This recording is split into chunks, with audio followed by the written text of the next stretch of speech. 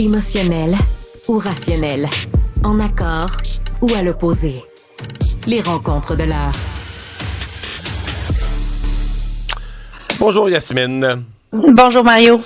Ça doit pas être... Il y a déjà d'autres problèmes en masse pour Justin Trudeau, mais ça doit pas être un dossier facile que celui de l'Inde, là. Donc hier, la GRC a dit avoir informé le gouvernement Trudeau qu'on avait des preuves, là, c'est le mot qu'on a employé, des preuves que les hauts diplomates de l'Inde avaient été impliqués dans des actions violentes, des actions criminelles violentes. Et donc le Canada a expulsé 6 des plus hauts diplomates de l'Inde sur son territoire. L'Inde a répliqué. Est-ce que c'est raccommodable comme relation? Ça commence à être difficile. Il y a à peu près un an, on se rappelle, Justin Trudeau s'est levé à la Chambre des communes, faire une déclaration pour dire que il y a des soupçons que l'Inde ait participé à l'assassinat d'un Canadien de confession sikh, un Indien d'origine qui était un séparatiste séparatiste indien, qui veut la création de l'État du Khalistan, et qu'il aurait été assassiné parce qu'il y avait des ordres donnés par le gouvernement indien. Un an plus tard, hier, la GRC qui fait ce point de presse-là en disant qu'il y a des preuves matérielles qui ont été partagées, notamment avec l'Inde, mais que de l'Inde qui ne réagit pas, qui ne veut pas participer à cette enquête-là. Ça commence à être inquiétant qu'il y ait de l'ingérence non seulement démocratique, mais qu'il y a des éléments qui peuvent nous laisser croire que des diplomates indiens aient pris part directement à des crimes, là, en les commanditant, par exemple, contre des Canadiens d'origine indienne de confession sikh. Et là, le torchon brûle, Mario, entre l'Inde et le Canada. Ça met Justin Trudeau dans une drôle de situation parce que il est seul, hein, dans tous les alliés, même aux États-Unis, le groupe de Nouvelle-Zélande, l'Australie, la Grande-Bretagne, qui eux tous disent enquêter sur des éléments semblables, notamment aux États-Unis. Là, il y a eu un énorme procès où il y a eu de l'information qui a été dévoilée à propos d'une implication de l'Inde, de l'assassinat d'un Américain d'origine indienne. Mais par contre, la différence, c'est que c'est pas Joe Biden que l'on voit expulser. Il annonce pas d'expulsion de diplomates. Le torchon ne brûle pas dans les relations diplomatiques entre les États-Unis et l'Inde. Or ici, c'est le premier ministre lui-même qui en fait une histoire politique. Je me souviens, Yasmine, de mes propres commentaires. Je m'étais posé la question à haute voix. Là, je remonte au printemps 2023. Parce que c'était comme super dramatique. Je m'en souviens, on annonce que Justin Trudeau va faire une déclaration avant la période de questions. Mais on le sent, là, on n'est pas fou dans les médias. On sent, là, tu te demandais quasiment, voyons, vas-tu démissionner? Mais c'est une déclaration, qu'est-ce qu'il peut dire? Qu'est-ce qu'il y a de si gros? Puis on le savait pas. Et là, il annonce qu'un agent de l'Inde aurait assassiné un citoyen. Et donc, tu viens de le dire, là, donc Justin Trudeau prend sur lui-même, plutôt que de dire, ben regarde, on envoie Mélanie Joly en point de presse expliquer que nos services de renseignement, tu sais, puis non, le premier ministre lui-même se place là, au centre de cette histoire-là. Plutôt que de se garder, lui, un peu en réserve de la République pour dire, ben regarde, là, moi, je suis là pour aller réparer les affaires après ou maintenir une relation. Parce que l'Inde, là, on est déjà brouillé avec la Chine. Oui. Puis l'Inde, c'était le pays le plus populeux du monde maintenant qui a dépassé la Chine, un des pays avec la croissance économique la plus phénoménale sur Terre, et c'était notre contrepoids à la Chine dans la région Asie-Pacifique. Là, t'es un petit pays comme le Canada, t'es pogné avec la Chine, t'es pogné avec l'Inde, ça va pas, là? Ben, ça va pas certain. Puis là, c'est la question, je suis peut-être complotiste ce matin, là, mais je me demande si c'était électoraliste. On va se dire les vraies choses, là, parce que... Pour le vote sikh? Pour le vote sikh. Et le vote sikh, il est stratégiquement positionné. Il est où? Il est en Colombie-Britannique, puis il est dans la banlieue de Toronto. Toronto, ouais. Ce qui est important. La plus grande diaspora indienne au monde, elle est au Canada. C'est au Canada que ça se passe. On a plus d'1 million, 1,4 million d'Indiens ici. Et la question, c'est ce qui se pose, c'est pourquoi Justin Trudeau, c'est lui qui mène, c'est lui qui lead finalement cette bataille contre l'ingérence indienne, si ce n'est pas électoraliste.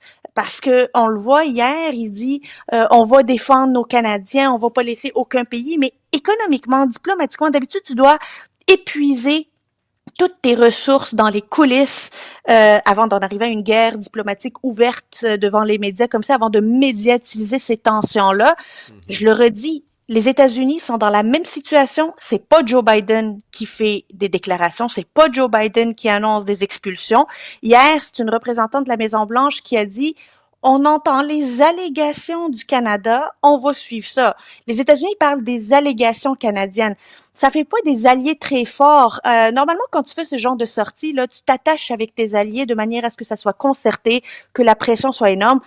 J'ai pas l'impression que l'Inde prend en sérieux le Canada. Je pense qu'il méprise le Canada. Et à l'inverse, si toi, t'étais une dirigeante en Inde, puis que tu sais que dans plusieurs pays, t'as fait de la merde du genre, OK? T'as fait ça, là.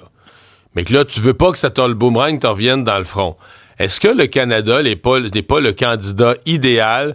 Tu sais, c'est comme au hockey, là. Tu sais, un petit joueur qui te donne un coup de bâton, tu y sautes dessus puis tu le bats, tu comprends, pour faire peur aux autres, parce que il me semble que le Canada, c'est le pays idéal du garde. Mettons, t'es l'Inde, là, du garde, on va faire payer le Canada, ça va être un avertissement pour les autres, puis le Canada, on n'a pas peur. Le Canada peut pas faire de représailles, le Canada est pas un joueur économique. Tu sais, se pogner avec le Royaume-Uni, se pogner avec les États-Unis, c'est une chose, mais je trouve que pour l'Inde, le Canada est le pays idéal, juste assez gros, membre du G7, que si tu donnes une baffe, là, tu sais, ça fait du bruit, là, tout le monde la voit, mais pas assez gros pour vraiment te faire des représailles qui te font mal.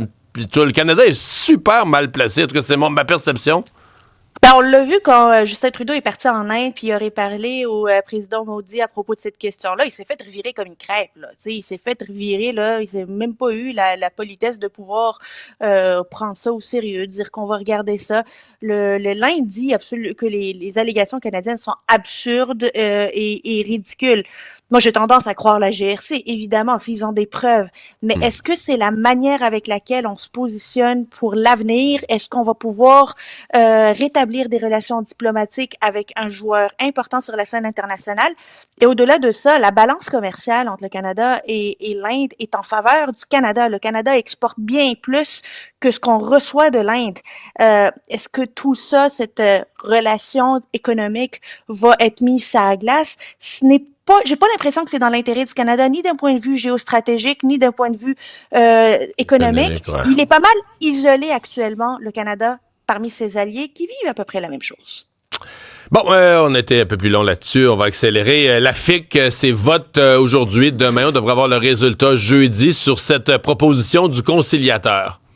Et c'est différent une proposition d'un conciliateur que d'une entente de principe. La proposition du conciliateur, il a essayé de finalement trouver un terrain d'entente qui soit des compromis de part et d'autre.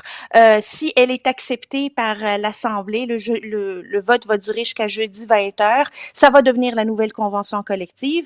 On parle de moins en moins de la FIC. Là, on n'en a pas beaucoup parlé parce que visiblement, on était capable de coucher sur papier un certain compromis. Mais on se rappelle que la dernière fois qu'il y a eu une entente de principe qui a été soumise au vote des assemblées, elle n'est pas passée à plus de 60% de la part des membres, là, ce qui a fait finalement mais là, cette fois-ci, un vote négatif, là, ça serait un moyen cul-de-sac. Là, on serait vraiment dans le cul-de-sac parce que si on a épuisé la question de l'entente de principe négociée, si on a épuisé la proposition du conciliateur, qu'est-ce qui resterait de plus dans les manches de la FIC à imposer? Honnêtement, même les dirigeants de la FIC, je pense qu'ils perdraient encore plus de crédibilité si ce vote-là ne passe pas. Et autre épisode ce matin dans cette série d'articles du journal sur l'usage des cartes de crédit dans la fonction publique. Ce matin... on relève des erreurs qu'on finit par abrier comme étant des erreurs de bonne foi, donc des gens qui ont passé sur les cartes de crédit du gouvernement des erreurs personnelles. Dans quelques cas, ça a été corrigé par la machine elle-même. Puis dans d'autres cas, c'est quand le bureau d'enquête téléphone que là, on se dit « oui, finalement, tu as bien raison, c'est une erreur, on va le rembourser », mais après l'appel du journaliste, là. Puis quand on parle d'erreur, Mario, là, c'est pas quelqu'un qui voulait faire un achat qui peut correspondre, qu'on peut se tromper, là. On est en train de parler de coupe de cheveux puis de Pokéball, là. Tu sais, pourquoi le gouvernement paierait ta coupe de cheveux puis paierait ton lunch, le Pokéball? Mais ça tes achats au club de tennis. Ou tes achats au club de tennis, évidemment, mais la question qui revient, c'est pourquoi on a autant de cartes de crédit dans l'appareil gouvernemental? Si on transporte ça au privé, là, c'est pas vrai que tout employé ou bien des employés d'une entreprise privée jouit d'une carte de crédit dans laquelle il peut se tromper en coupant ses cheveux, là. Tu sais, il y a une gestion plus serrée des moyens de paiement au nom de la carte au nom de l'entreprise, au nom de l'organisation. Le gouvernement du provincial devrait peut-être se pencher sur qui a une carte, pourquoi il a une carte, est-ce que les cartes sont nécessaires à donner et parce que ça demande une gestion, fait qu'on a des fonctionnaires qui ne font que gérer des cartes de crédit. C'est de ça dont il s'agit lorsqu'on dit que le gouvernement est en train de croître, qu'on a trop de fonctionnaires, qu'on a toujours quelqu'un qui doit surveiller quelqu'un, qui doit surveiller quelqu'un. Ben, quand on distribue des cartes de crédit comme de l'argent Monopoly, ça crée cette bureaucratie qui finalement s'avère inefficace. Le bureau d'enquête finalement a fait la job de ceux qui sont censés la faire. Effectivement, ouais, c'est un dossier, c'est toute une fouille qu'a fait le bureau d'enquête. Ah oui. Yasmine, merci beaucoup. Bye bye. À demain.